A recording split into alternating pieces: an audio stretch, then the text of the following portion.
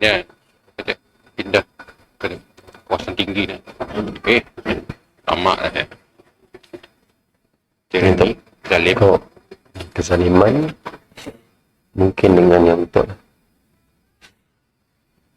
terima hadiah. Betul kah? Betul start cerita kan? Tak, Betul kah? betul. Start situ.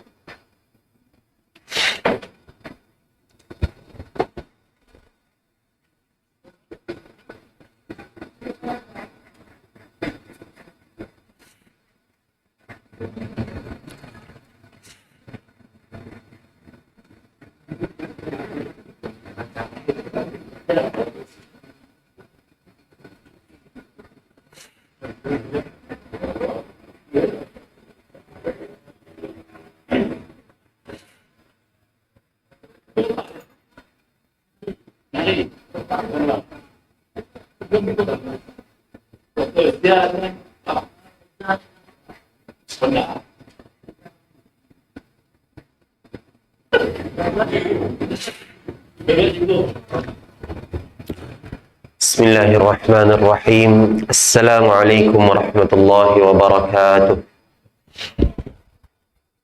Innal hamdalillah nahmaduhu wa nasta'inuhu wa nastaghfiruh wa na'udzu billahi min shururi anfusina wa min sayyiati a'malina may yahdihillahu fala mudilla lahu wa may yudlil fala hadiya lahu. Asyhadu an la ilaha illallah wahdahu la syarika lahu wa asyhadu anna Muhammadan 'abduhu wa rasuluh. Allahumma salli wa sallim wa barik ala nabiyyina Muhammad wa ala alihi wa ashabihi ajma'in. Ya ayyuhalladzina amanu taqullaha haqqa tuqatih wa la tamutunna illa wa antum muslimun. Wahai orang-orang yang beriman, bertakwalah kepada Allah dengan sebenar-benar takwa dan janganlah kalian mati melainkan dalam keadaan beragama Islam. Rabbi shrah li sadri wa yassir li amri wa hlul 'uqdatam min lisani yafqahu qawli, amma ba'd. Yang saya muliakan Tuan Imam Haji Talib, Tuan Bilal, AJK Surau dan seterusnya muslimin yang dirahmati Allah sekalian. Alhamdulillah, kita panjatkan syukur kepada Allah Subhanahu wa taala dengan pertolongannya dapat kita datang ke surau pada hari ini, pada malam ini, dan alhamdulillah solat maghrib dan insya-Allah sama-sama mendengarkan hadis daripada Al-Adabul Mufrad, iaitu hadis yang dikumpulkan oleh Imam Al-Bukhari rahimahullah berkenaan dengan hadis-hadis Nabi. Dan insya-Allah pada malam ni kita akan menyambung perbincangan kita daripada bab Al-Baghi, iaitu bab kezaliman.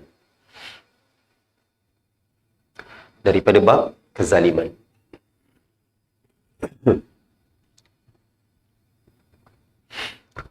Baik.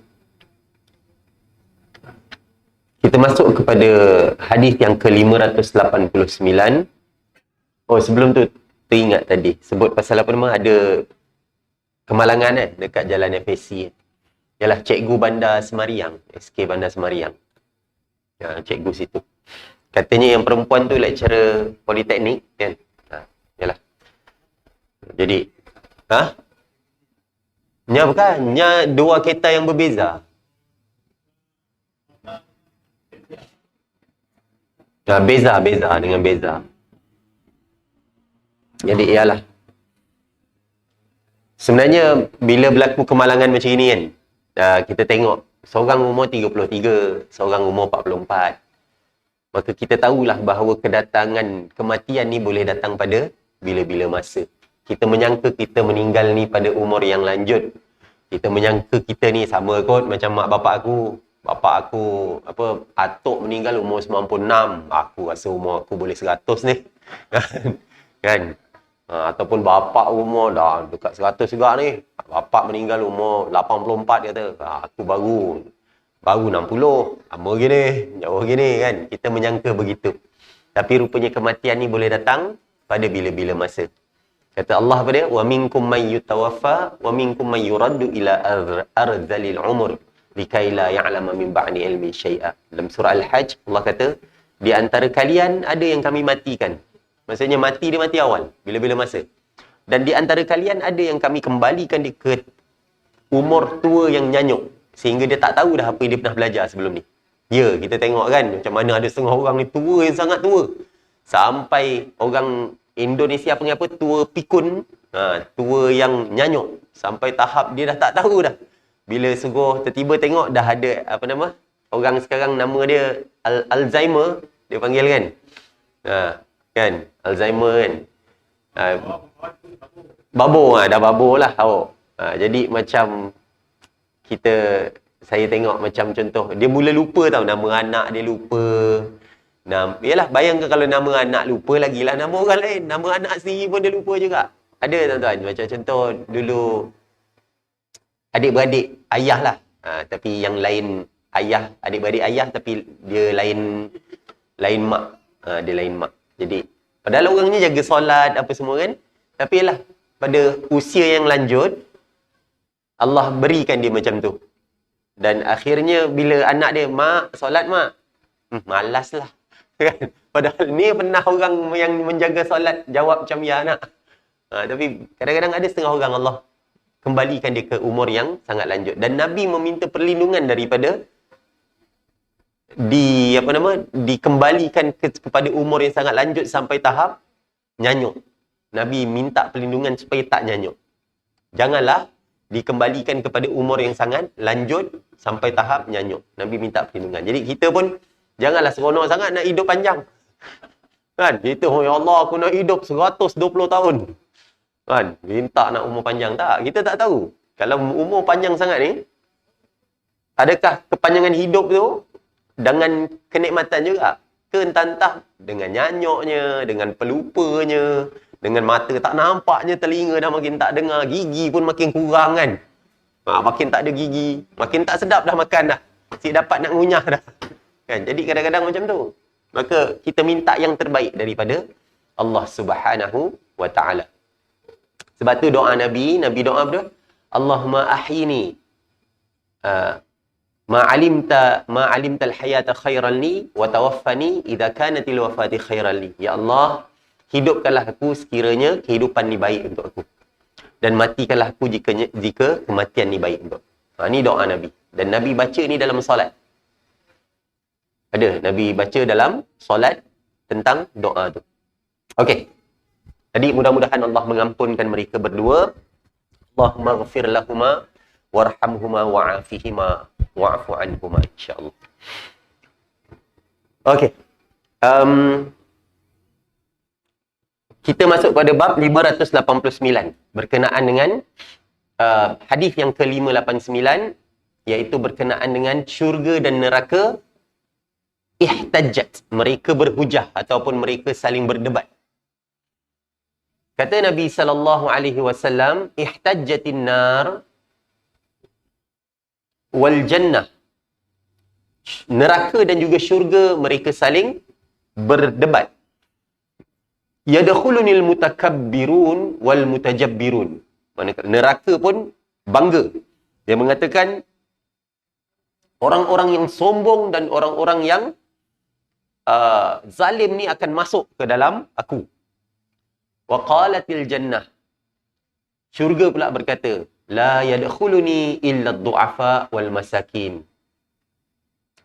Kata syurga, yang masuk dalam aku cuma orang yang, tidak ada yang masuk ke dalam aku melainkan orang-orang yang lemah dan orang-orang miskin. Maksudnya nampak macam orang-orang yang besar-besar, yang hebat-hebat ni, yang berbangga diri. Biasanya orang bangga ni mana ada orang miskin bangga, tuan-tuan? Jarang nak jumpa orang miskin sombong. Tak adalah. Yang biasanya yang sombong ni adalah orang-orang kaya, orang-orang yang ternama, orang-orang yang berpangkat tinggi, yang memiliki harta kan. Mereka inilah yang sombong dan mereka inilah yang zalim. Kita tak jumpa orang miskin tapi zalim. Susahlah nak jumpa. Ada tu ada tapi susah. Maka sebab tu syurga kata, tak ada yang masuk ke dalam aku melainkan hanya orang-orang yang lemah dan juga orang-orang miskin. Faqala linnar. Lalu Allah berkata kepada neraka, anti azabi. Engkau adalah azabku. Antaqimu biki mimman syi'tu. Aku menyiksa sesiapa sahaja dengan kau ikut kemahuan aku. Wa qala lil jannah. Kemudian Allah berkata kepada syurga, anti rahmati, engkau adalah rahmatku. arhamu biki man syi'tu. Aku merahmati dengan kau sesiapa sahaja yang aku inginkan. Hadis ni ada sambungan sikit tuan-tuan, iaitu macam mana bila neraka sentiasa menginginkan supaya tambah banyak. Iaitu neraka meminta lagi. Ada lagi tak? Ada lagi tambah lagi tak? Ada lagi tambah lagi tak? Maksudnya neraka ni tak pernah puas. Ada tak sambungannya. Dan dia meminta tambahan demi tambahan demi tambahan. Dan benda ni ada disebutkan dalam, contohnya Allah sebut dalam surah Qaf. Saya ada sebut benda ni rasanya minggu lepas. Saya pun tak ingat dah. Tak apa, sambung je lah. Jadi dalam surah Qaf ada, Allah Subhanahu wa ta'ala menyebut, yauma naqulu li jahannam halim talati wa taqulu hal mim mazid. Pada hari kami berkata kepada neraka, adakah engkau dah penuh? Lalu neraka menjawab, hal mim mazid. Ada tambah lagi ke? Ada tambah lagi ke? Kan benda ni kita dengar macam, ish, lahapnya neraka. Dan bila kita fikir macam kita fikir kan, kita fikirkan macam, yalah, orang tanya, lapar lagi ke? Ada tambah lagi ke? Kan, kita pun tanya balik, ada tambah lagi ke? Yang tu kita. Manakala neraka, kita fikirkan balik, benda ni sangat menakutkan. Kenapa? Sebab yang meminta tambah ni adalah neraka. Dan kita amat-amat takut apabila kita ni termasuk dalam kalangan orang yang diazab oleh Allah Subhanahu wa ta'ala dengan nerakanya. Yang mana tak ada satu pun benda yang dapat melangkaui kedahsyatan neraka. Dekat dunia ni, kita tengok orang yang mati dalam keadaan terbakar, benda tu dah sangat-sangat menakutkan. Sedangkan api di dunia ni cuma 1/70. Api sebesar-besaran apa semua ni cuma 1/70. Panasnya dunia ni sikit sahaja nak dibandingkan dengan neraka. Dan apabila seseorang itu disiksa dekat dekat dunia, bila dia kena satu azab kan, macam contoh mati dalam keadaan lemas,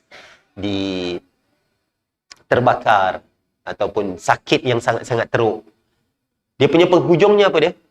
Meninggal. Manakala di dalam neraka pula, la yamutu fiha wa la yahya. Dia tak mati dan tak hidup. Maksudnya dia akan sentiasa merasa azab tersebut. Dan dia tak dapat berhenti daripada merasai azab. Dekat dunia ni, kena bunuh. Habis dah. Stop dah azab tersebut. Kesakitan tersebut berhenti setakat itu. Manakala dalam neraka, kesakitan tersebut berulang, bertambah, dan continuous, terus menerus. Ini satu benda yang sangat menakutkan, tuan-tuan. Maka sekiranya kita ni betul-betul, kata Nabi dalam satu hadis qudsi kan, Allah bercakap dengan para malaikat dia. Allah kata, ada orang dekat dalam masjid ni, mereka berkumpul dan mereka mengingati Allah Subhanahu wa ta'ala, mereka bertasbih kepada Allah, menyebut subhanallah, mereka mengagungkan Allah. Jadi antaranya Allah tanya, adakah mereka ni minta perlindungan daripada apa? Jadi malaikat cakap apa? Mereka meminta perlindungan daripada neraka. Adakah mereka melihat neraka? Allah tanya. Tidak. Malaikat jawab, tak. Mereka tak tengok neraka. Macam mana kalau mereka melihat neraka? Maka kata malaikat apa dia?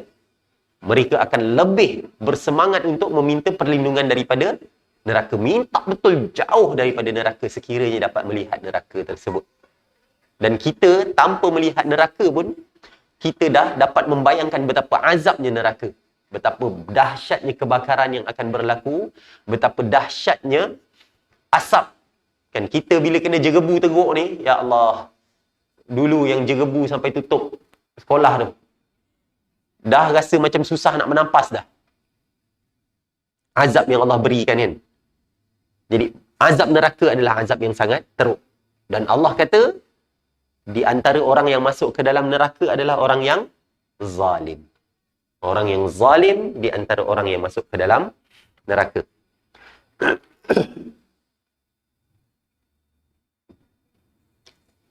Okey, kita masuk kepada hadis yang seterusnya. An Fudalah bin Ubaid radhiyallahu anhu anin Nabi sallallahu alaihi wasallam qala, "Thalathatun la yus'al anhum."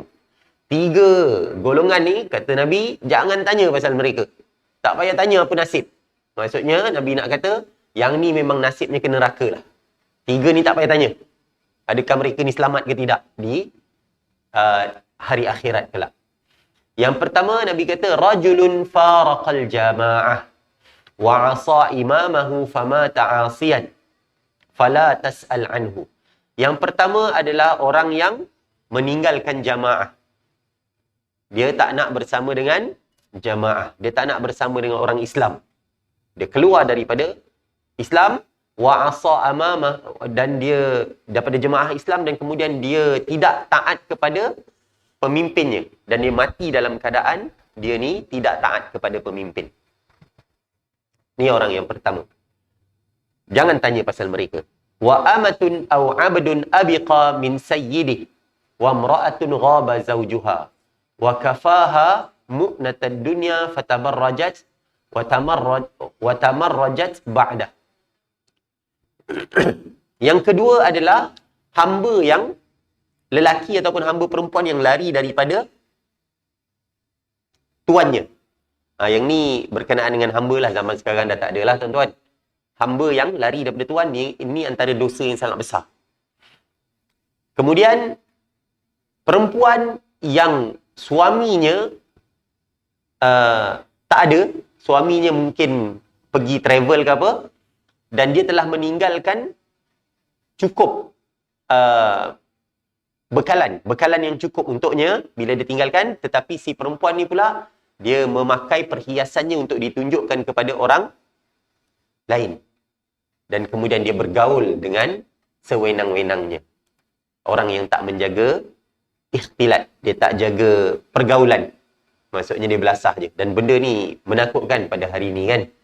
Banyaknya kes penceraian. Kalau kita tanya pada peguam syar'i yang menguruskan kes cerai, antara kes yang banyak adalah apabila melibatkan perempuan yang bekerja. Kenapa? Bila sebab bekerja, maka dia adalah chatting, adalah message, kadang-kadang bertemu dekat office sampai semua berbual-bual. Dan kemudian antara benda yang menjadikan makin hangat perbualan tersebut adalah nombor satu, disebabkan dia berhias dengan hiasan yang tak sepatutnya dia pakai untuk diperlihatkan kepada orang selain daripada suaminya. Dan kemudian yang kedua, bila chatting tu dia tak menjaga adabnya, iaitu ada smiley lah, ada pakai emoticon tu lah, senyum lah, ada love-love lah. Kan? Benda tu kan sebenarnya benda yang sepatutnya tak boleh dalam ruang profesional. Kan? Tapi ada orang ni memang dia biasa chatting ni suka letak love lah, muka sedih lah, muka senyum lah kan. Sedangkan yang dia buat tu adalah dengan bukan mahramnya. Kan? Dia ni dah berkahwin. Perempuan ni dah berkahwin, kemudian dia buat macam tu. Jadi yang si lelaki ni macam seronok lah. Oh, ada orang main muka-muka gini lah, apa semula, muka sedih lah, tangan macam ni lah, apalah kan. Jadi benda ni perlu dijaga. Dia adalah yang okey, macam contoh orang suka letak okey tangan macam ni kan. Tak ada apa-apa masalah lah, gini ke okey lah. Tapi yang bentuk-bentuk muka ni bahaya. Antara benda yang menyebabkan semakin panjang perbualan tersebut. Dia tak berlaku secara profesional. Orang yang ketiga adalah kata Nabi, wa salasatun la yus'alu anhum rajulun naza'allaha rida'ahu fa inna rida'ahu al-kibriya wa izarahu 'izzuh wa rajulun syakka fi amrillah wal qanutu min rahmatillah. Manakala yang ketiga yang jangan tanya tentang mereka adalah seorang lelaki yang cuba mencabut selendang Allah, sedangkan itu adalah milik Allah. Maksud selendang ni adalah kesombongan. Sombong ni sifat Allah Subhanahu wa taala. Dan kemudian wa izarahu 'izzu, manakala keagungannya adalah kainnya, kata Nabi. Jadi maksudnya diibaratkan selendang Allah adalah yang layak hanya bagi Allah adalah kesombongan. Dan benda ni tak layak untuk diambil oleh mana-mana makhluk. Keagungan tu hanyalah milik Allah, tak layak diambil oleh mana-mana makhluk. Ataupun seorang lelaki yang ragu-ragu tentang ragu-ragu tentang arahan Allah Subhanahu wa taala, ataupun orang yang qanut min rahmatillah, putus asa dengan rahmat Allah. Jadi digabungkan tiga ni lagi ni, jangan tanya lagi. Orang yang putus asa dengan rahmat Allah, orang yang ragu-ragu dengan perintah Allah, dan orang yang mengambil perkara yang hanya layak bagi Allah, iaitu kesombongan. Antara nama Allah apa dia? Al-Mutakabbir. Kan kita tahu kan nama Allah Al-Mutakabbir, yang maha sombong. Maka kesombongan ni hanya layak bagi Allah, tak layak bagi manusia. Siapa yang ada kesombongan, siapa yang ada rasa agung dan dia rasa hebat, jauh lebih hebat berbanding orang lain, dia ada sifat kesombongan yang mana benda ni hanya layak bagi Allah, maka dia tak akan masuk ke dalam syurga. Ni ada. La yadkhulul jannah man kana fi qalbihi mithqala dzarratin minal kibr. Kata Nabi, tidak masuk syurga seseorang yang ada kesombongan walaupun sebesar zarah dalam hatinya. Jadi sebahagian ulama mentafsirkan bukan langsung tak masuk syurga, dia lambat masuk syurga ataupun perlu disiksa terlebih dahululah, barulah dapat masuk ke dalam syurga sebab ada kesombongan. Ni bahayanya sebab siapa yang zalim ni dah kesombongan lah biasanya. Mana ada orang zalim dia tak sombong kan? Orang jenis lembut ke pelik ke? Lembut tapi zalim pada orang. Tak. Biasanya orang yang zalim ni memang dia ada kesombongan, dan kemudian dia rasa dia jauh lebih hebat berbanding orang lain. Sebab tu dia berani untuk melakukan kezaliman. Dia ambil tanah orang. Dia ambil hak orang. Kita ada sebut kan tentang hadis ni. Tak apalah, sebut lagi. Nabi kata, man akhadha shibran, siapa yang ambil walaupun sejengkal tanah secara zalim, akan dikalungkan ke lehernya 7 lapis bumi. 1 jengkal. Dan benda ni pernah berlaku pada zaman Marwan bin Al-Hakam, kalau tak silap saya. Masa tu Nabi dah meninggal dunia lah. Lalu ada sahabat Nabi ni, dia ni dituduh, nama dia Sa'id. Dia ni dituduh mengambil dia ambil tanah. Dia dituduh oleh arwah. Nama perempuan ni, ada seorang perempuan ni, dia jumpa ke Marwan, dia kata, lelaki ni ambil tanah aku. Jadi Sa'id ni kata, mana mungkin aku ambil tanah kau, sedangkan aku dah pernah dengar Nabi kata macam ni.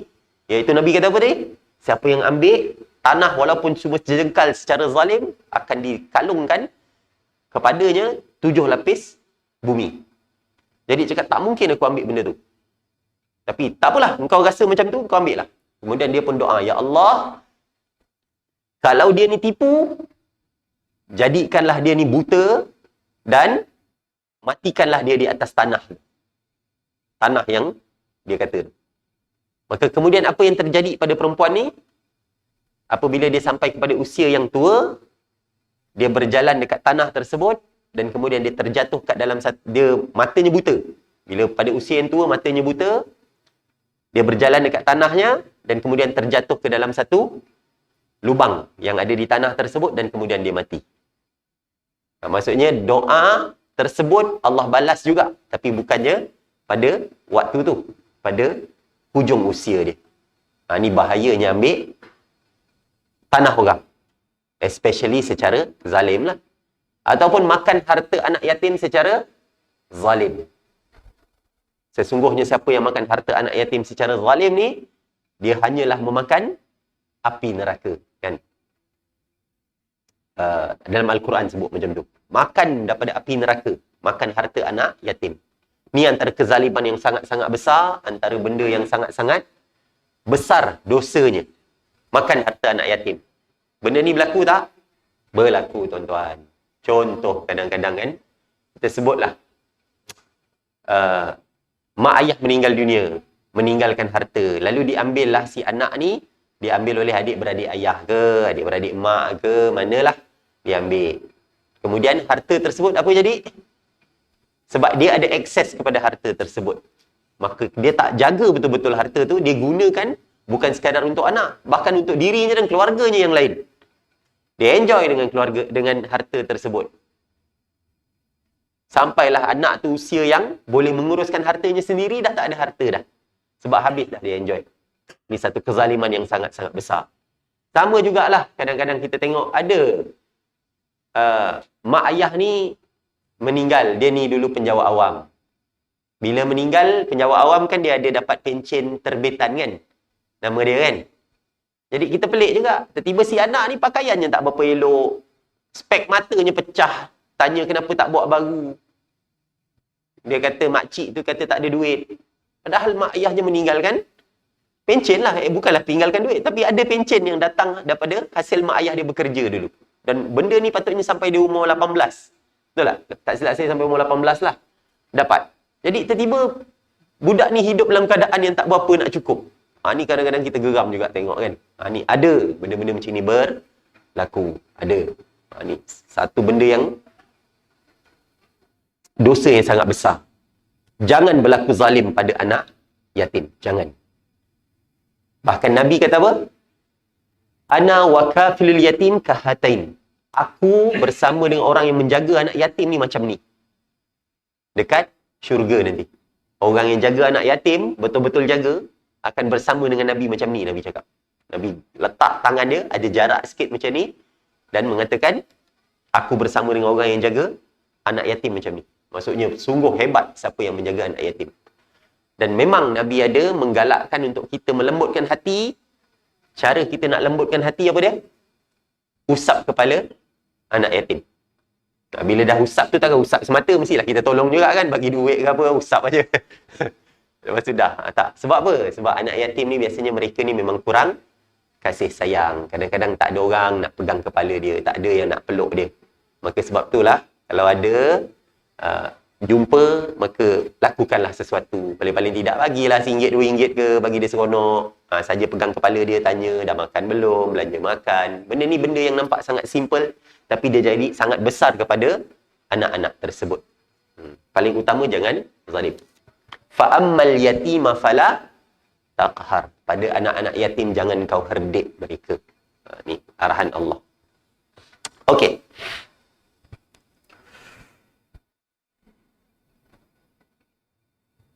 Hadis yang seterusnya, 591. An Bakar bin Abdul Aziz an abihi an jaddihi Abi Bakrah an Nabi sallallahu alaihi wasallam qala.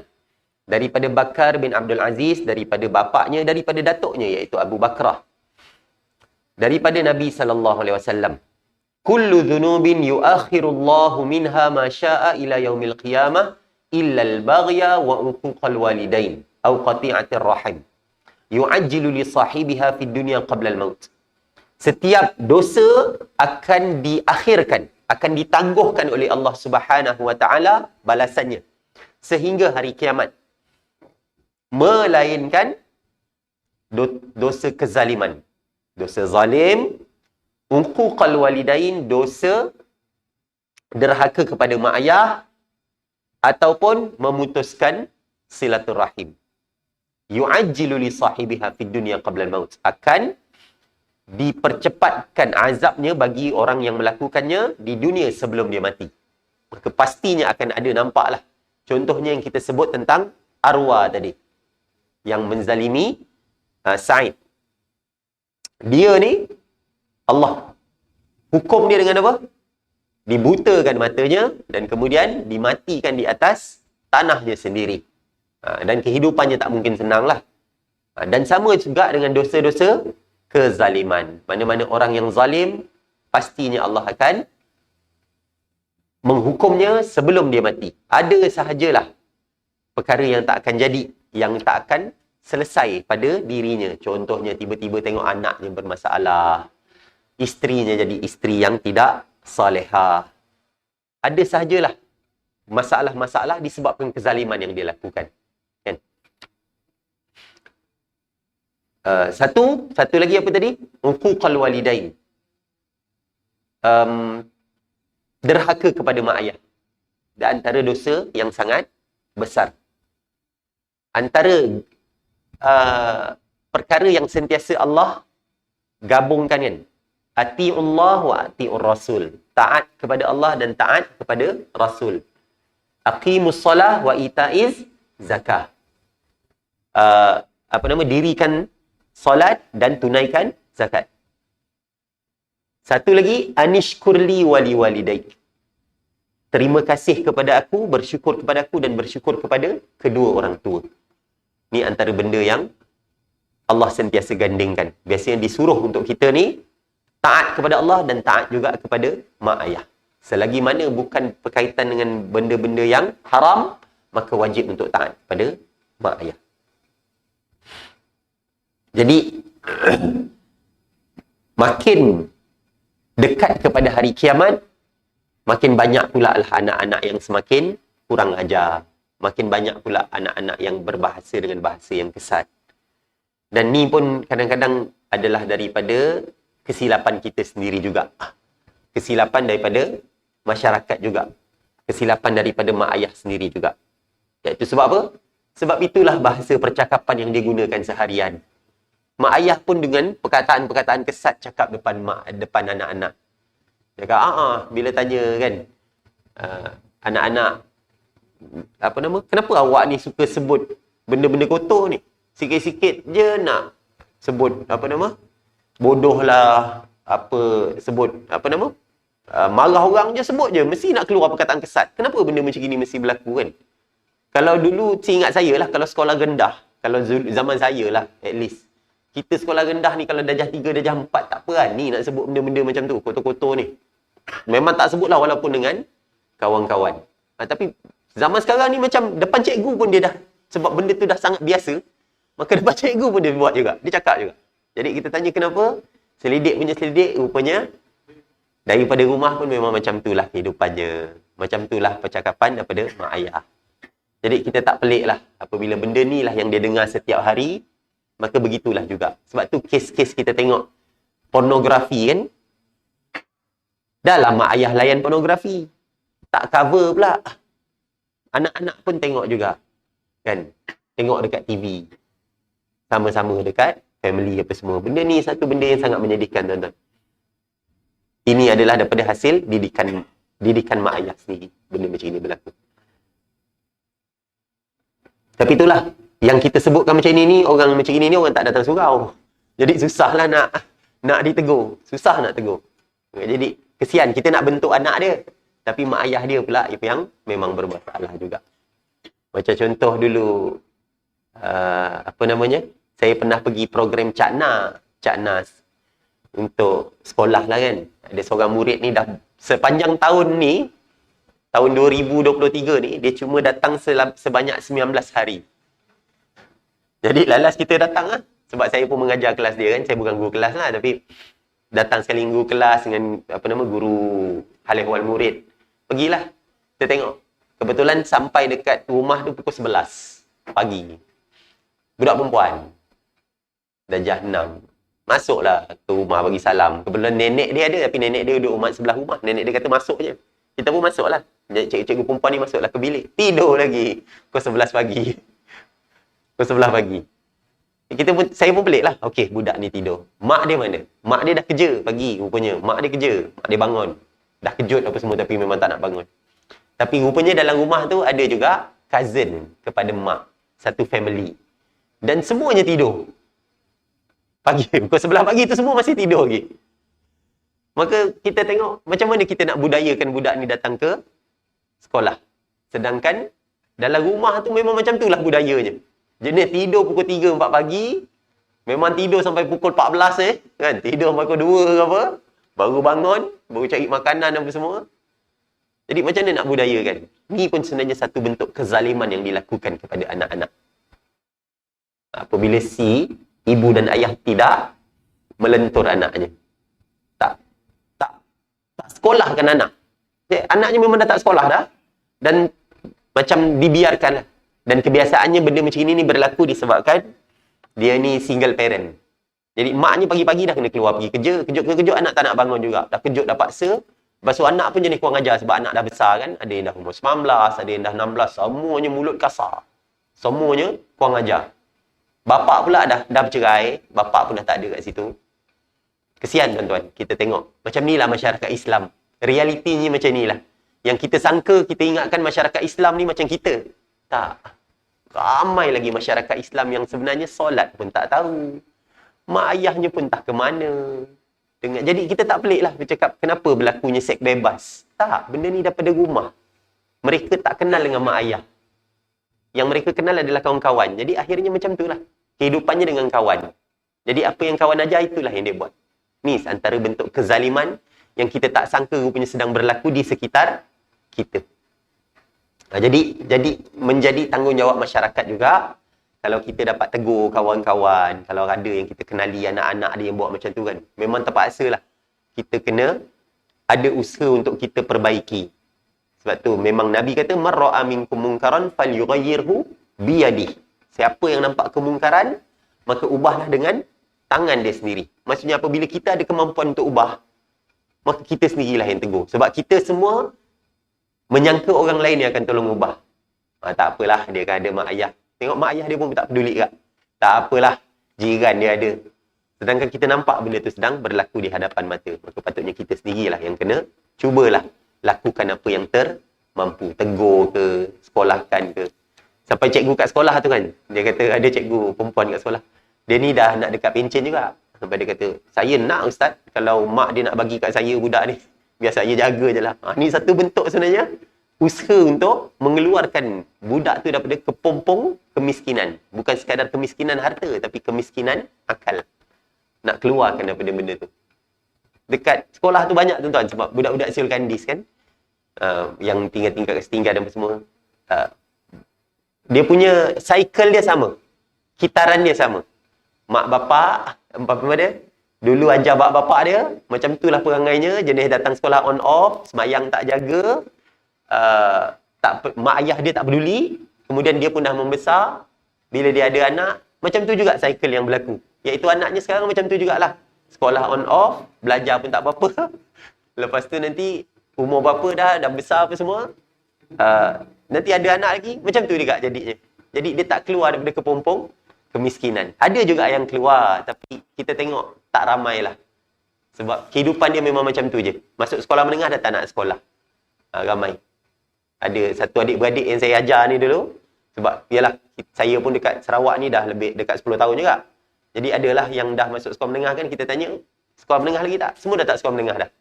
Tinggal adik dia yang tengah sekolah sekarang. Tanya takut dia ni nanti masuk sekolah menengah tak sekolah juga. Mak ayah pun dah tak kisah. Jadi kita minta Allah lindungi umat Islam. Mudah-mudahan umat Islam kat Malaysia ni, terutamanya yang kat Sarawak ni, Allah lindungi mereka dan jadikanlah mereka ni orang yang taat pada Allah Subhanahu Wa Taala. Ada kesedaran tentang nak jaga agama dan nak jaga akal mereka. Janganlah sentiasa hidup dalam keadaan macam ni aja. Dia tak rasa macam nak keluar daripada kepompong mereka. Okey.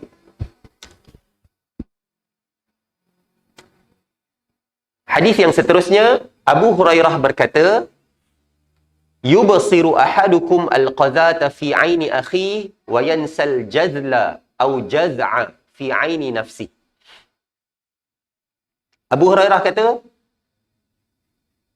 salah seorang daripada kamu akan melihat adanya apa kita panggil kayu kecil yang terlekat dekat mata saudaranya.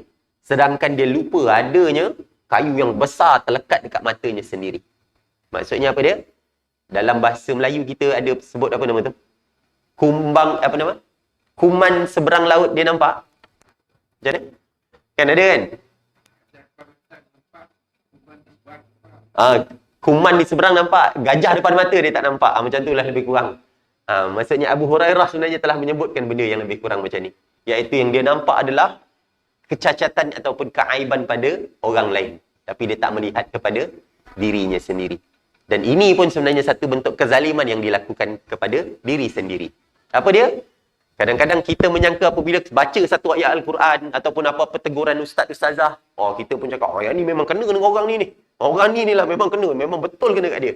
Dan kita tak reflect kepada diri kita kan. Bila kita sebut tentang sesuatu lah, apa-apalah. Tentang munafik contohnya, baca ayat munafik kan, yahsabuna kulla sayhatin alaihim. Orang munafik ni dia menyangka semua pekikan tu adalah menghala kepada dirinya sendiri. Jadi dia cakap, ni memang sebiji dengan orang ni. Dia ni asal cakap sikit je dia nak terasa. Habis semua kan. Kita asyik mengenakan pada orang lain. Dan kita tak cuba reflect pada diri kita sendiri. Ini adalah satu bentuk kesalahan yang mana kita nampak orang punya kesalahan tapi kita lupa kepada diri kita. Maka kita memohon kepada Allah Subhanahu Wa Taala supaya kita ni sentiasa menjaga diri kita sendiri daripada kesalahan dan kita kurang mencari kesalahan-kesalahan orang lain. Dalam satu hadis, tapi hadis ni ada pertikaian lah. Ada yang mengatakan hadis ni dhaif, ada yang kata hadis ni hasan. Min husnil islami mar'i tarkuhu ma la ya'ni. Di antara tanda cantiknya ataupun baiknya Islam seseorang itu adalah apabila dia meninggalkan perkara yang tak berkaitan dengan dirinya. Kan ada orang ni memang sifatnya adalah untuk menjaga tepi kain orang. Sentiasa nak tahu tentang apa yang berlaku. Sentiasa nak tahu tentang apa-apa sahaja yang info-info terkini. Oh ya ke? Ada anak orang jiran anak ni dia ni. Apa nama? Baru lepas beranak. Okeylah nak tahu kan. Oh ya ke jiran sebelah? Kahwin satu lagi. Jadi dia semangat lagi kan. Cerita lagi. Macam mana boleh kenal tu? Kahwin dekat mana pula? Lah dekat Siam. Ataupun dekat Kalimantan ke mana kan. Seronok dia nak mencari aib orang. Ataupun macam contoh kadang-kadang seronok dengan mencari kenapa dia gaduh. Kenapa yang ni nak mencerai dengan suaminya? Apa sebabnya? Dia bersemangat mencari aib manusia. Sedangkan benda ni adalah benda yang tak perlu untuk dia cari-cari.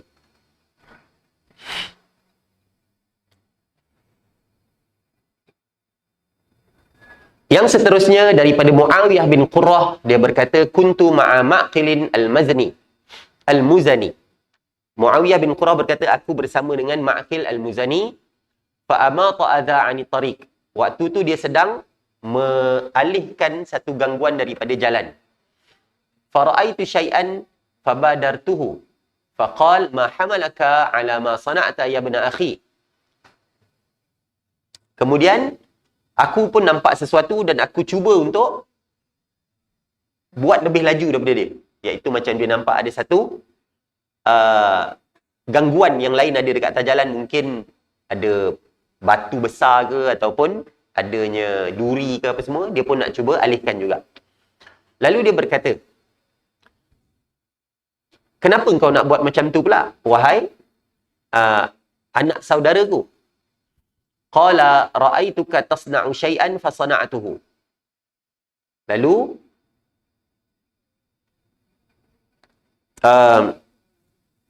siapa nama ni? Kata si Muawiyah ni, aku nampak engkau buat sesuatu, maka aku pun nak buat jugalah. Maka dia pun berkata, ahsanta ya ibna akhi, sami'tu an-nabiy sallallahu alaihi wasallam yaqul, man amata adhan an tariqil muslimin kutiba lahu hasanah. Wa man tuqabbilat lahu hasanah dakhala al-jannah. Si Ma'qil ni pun berkata, benda tu bagus wahai anak saudaraku. Aku mendengar Nabi sallallahu alaihi wasallam berkata, barang siapa yang mengalihkan gangguan daripada jalan orang-orang muslim, dituliskan baginya satu kebaikan. Dan barang siapa yang diterima satu kebaikan daripadanya, dia akan masuk ke dalam syurga.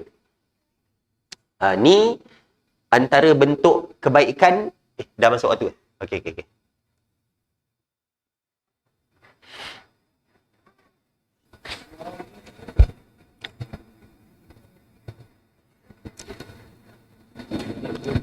Bismillah walhamdulillah. Muslimin yang dirahmati Allah sekalian. Dalam hadis ni Nabi SAW menyebutkan bahawa sesiapa yang mengalihkan gangguan daripada jalan kaum muslimin, maka dia akan mendapat satu kebaikan. Saya teringat kepada hadis al-iman bid'un wa sab'un aw wa sittuna syu'bah, yang mana Nabi kata iman ni ada 70 lebih ataupun 60 lebih cabang. Yang paling afdal, yang paling utama adalah ucapan la ilaha illallah. Perkataan la ilaha illallah, tidak ada Tuhan melainkan Allah. Wa adnaha imatatul adza 'anit tariq. Dan yang paling lemah, yang paling rendah, cabang yang paling rendah adalah mengalihkan gangguan daripada jalan. Wal haya syu'batun minal iman. Dan malu adalah salah satu cabang daripada iman. Syekh Mustafa Bugha dan Muhyiddin Mistu, hadis ni termasuk dalam hadis 40. Jadi apabila dia mensyarahkan hadis ni, dia menyebut apa dia? Maksudnya kita orang Islam ni, sepatutnya adalah orang Islam adalah jalan yang paling bersih sepatutnya. Kenapa? Sebab kita menganggap mengalihkan apa-apa gangguan daripada jalan, sampah, kotoran, apa-apa benda ni termasuk daripada cabang keimanan. Iaitu kita tak akan biarkan satu-satu benda mengganggu kaum muslimin dekat jalan. Tapi realitinya macam mana dengan jalan-jalan kita, tuan-tuan? Macam mana dengan jalan kita? Bersih tak? Realitinya? Taklah.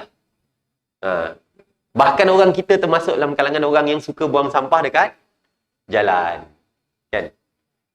Buang puntung okok. Bukan puntung lagi. Dengan kotak okok sekali. Kan? Habis semua dia buang. Tengah ni, boom, baling kan. Dan benda ni dah jadi satu kebiasaan. Sebab tu kita tengok, bila ada je satu taman permainan buka, mesti kotor. Kalau tak diselenggara dengan elok. Mesti akan ada pengotor. Sebab budak-budak suka duduk kat situ kan. Dia bawanya air lah, bawanya apa semua, dan dibiarkan kat situ. Maka bila orang lain nak gunakan taman tu, tengok, ya Allah kotornya. Benda ni sepatutnya tak berlaku dalam kalangan orang Islam. Sebab kalau kita beriman dengan hadis ni, kita tahu bahawa sepatutnya jalan orang Islam adalah jalan-jalan yang paling bersih. Tapi realitinya bukan macam tu. Kalau kita jalan, kalau contoh Mekah, Madinah tu, kalau tak sebab cleaner-cleaner yang sentiasa bersihkan jalan, ya Allah kotor nak mati je kan. Memang kotor sungguh, tuan-tuan. Kalau pergi kepada negara-negara Islam yang lain, Mesir ke mana, memang sangat kotor. Padahal ni negara Islam. Dan berbeza pula dengan kita bila pergi kepada negara-negara bukan Islam. Jepun, orang cakap boleh baring kat atas jalan dia. Punyalah bersih. Kan? Pergi ke Jerman ke apa kan, Holland ke, bersih. Tempat mereka bersih. Sedangkan mereka bukan Islam. Jadi, kita tak menggambarkan keislaman kita. Sebenar-benarnya Islam ni macam ni, kita tak nampak pun Islamnya tu. Sayanglah. Satu benda yang sangat rugi. Sepatutnya kita menunjukkan contoh yang baik kepada orang bukan Islam, tapi kita tak ada apa-apa contoh yang baik pun nak ditunjukkan. Ini sayang. Okey. Satu perkara yang saya nak sebut sikit berkenaan dengan hadis ni, kan Nabi kata siapa yang diterima satu pahalanya, dia akan masuk syurga. Masuk ke dalam syurga ni adalah satu benda yang sangat-sangat kita inginkan. Dan antara nikmat terbesar yang disebutkan oleh Nabi SAW di dalam syurga, selain daripada dapat segala apa yang kita nak, kerehatan yang benar-benar rehat, keseronokan yang benar-benar seronok, yang berkekalan, yang berpanjangan sampai bila-bila, adanya ziyadah, adanya tambahan. Apa dia tambahannya? Tambahannya ialah dapat melihat wajah Allah Subhanahu Wa Taala. Ini antara nikmat yang terbesar yang diberikan kepada orang yang beragama yang masuk ke dalam syurga, iaitu melihat Allah Subhanahu Wa Taala. Dalam surah Yunus, Allah kata lilladzina ahsanul husna wa ziyadah. Bagi orang-orang yang berbuat baik, adanya pahala yang terbaik iaitu syurga, dan ziyadah, ada tambahannya. Maka tambahannya, kata Syekh Sa'di, mereka akan mendapat balasan syurga dan juga mendapat ziyadah tambahan, iaitu melihat wajah Allah yang mulia, mendengar Allah Ta'ala berkata-kata, mendapatkan redanya dan meraih kegembiraan dengan berada dekat dengan Allah Subhanahu Wa Ta'ala. Maka kita beriman dengan perkara ini dan kita memohon kepada Allah, mudah-mudahan Allah memberikan kita kelazatan melihat kepada Allah Subhanahu Wa Ta'ala. Dan tak perlu tanyalah macam mana kita melihatnya. Yang ni, yang paling utama adalah masuk syurga dulu. Kita tak akan dapat berfikir tentang zat Allah. Macam mana Allah ni apa semua, kita tak payah fikir. Yang tu adalah zat Allah, tak perlu ditanya banyak-banyak. Baik, mudah-mudahan kita dapat menjadikan diri kita ni bukan orang yang zalim, tidaklah menzalimi orang lain, bahkan kita menjadi orang yang membantu orang lain dan sentiasa bersemangat untuk mengerjakan, untuk membantu orang lain supaya mendapat syurga Allah Subhanahu wa ta'ala. Mudah-mudahan Allah mudahkan jalan kita menuju ke syurga dan jauhkan kita daripada api nerakanya, insya-Allah. Saya mohon maaf banyak-banyak apa-apa salah silap. Aqulu qawli hadza wa astaghfirullahal azim li wa lakum. Assalamualaikum warahmatullahi wabarakatuh. Subhanallah bihamdihi, subhanakallahumma bihamdika, asyhadu an la ilaha illa anta, astaghfiruka wa atubu ilaik.